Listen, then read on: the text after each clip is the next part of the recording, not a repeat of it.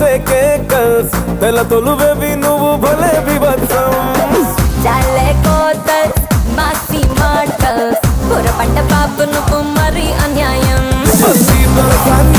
బాసమతి బిర్యానీ రచ రచ రచ రచ చేసి లాగకే కురాని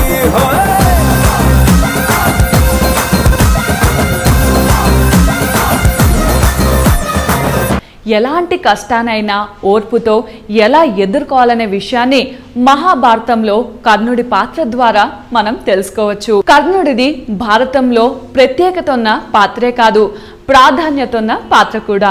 అందుకే కర్ణుడు లేని భారతమా అని నానుడి వచ్చింది. స్నేహానికి నిలువెత్తు చిరునామా కర్ణుడు. ఇన్ని సద్గుణాలు కలిగిన వీర పరాక్రమవంతుడైన కర్ణుడు దుర్యోధనుని కొలువులో ఎలా చేరాడు? సహజ కవచ